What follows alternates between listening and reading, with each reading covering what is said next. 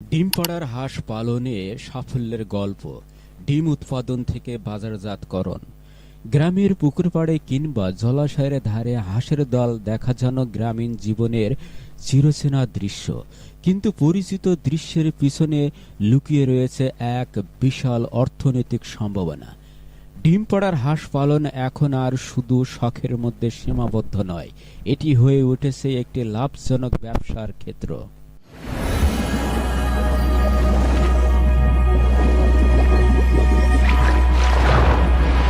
স্থানীয় হাঁস পালন খুবই সহজ এবং খরচও কম। হাঁস প্রাকৃতিক খাবার যেমন পুকুরের শ্যাওলা, কচুরিপানা এবং ধানের খোসা খেয়ে বেঁচে থাকতে পারে। হাঁস প্রতিদিন ডিম দেয় এবং এর জন্য অতিরিক্ত খাদ্যেরও তেমন প্রয়োজন হয় না। বিশেষ করে দেশি জাতের হাঁস, খাকি ক্যাম্বেল কিংবা ইন্ডিয়ান রানার জাতের হাঁস ডিম উৎপাদনেও অত্যন্ত দক্ষ।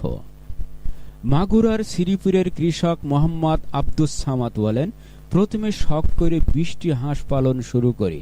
কয়েক মাসের মধ্যে ডিম বিক্রি থেকে ভালো আয় হতে থাকে।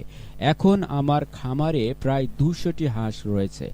মাসে ডিম বিক্রি করে গড়ে 15,000 টাকারও বেশি আয় হয়।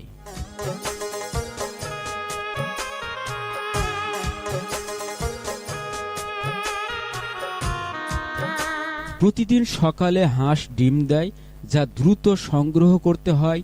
ডিম সংরক্ষণের জন্য শীতল পরিবেশ প্রয়োজন। খামারিরা স্থানীয় বাজার, পাইকারি ক্রেতা কিংবা সুপার শপে সরাসরি ডিম সরবরাহ করে থাকে। হাঁসের ডিমের চাহিদা বর্তমানে শহর অঞ্চলে বাড়ছে, বিশেষত পুষ্টিগুণ এবং স্বাদের কারণে। সরকারি সহযোগিতা পেলে হাঁস পালন আরও লাভজনক হতে পারে। হাঁস পালনকারীদের জন্য প্রশিক্ষণ, কম সুদের ঋণ এবং বাজারজাতকরণের সহযোগিতা করতে পারলে এই শিল্পে দেশের অর্থনীতিতে বড় অবদান রাখতে পারে।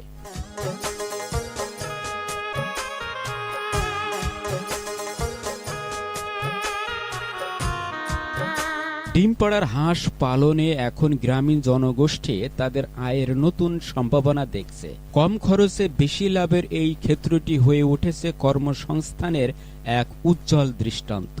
সঠিক পরিকল্পনা এবং উদ্যোগ নিলে হাঁস পালনের মাধ্যমে আত্মনির্ভরশীল হওয়া সময়ের ব্যাপার মাত্র।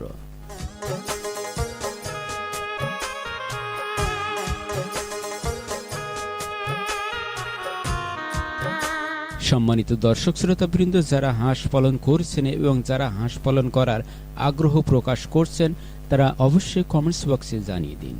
ধন্যবাদ এতক্ষণ ভিডিওটি দেখার জন্য। ভালো থাকুন, সুস্থ থাকুন। আল্লাহ হাফেজ।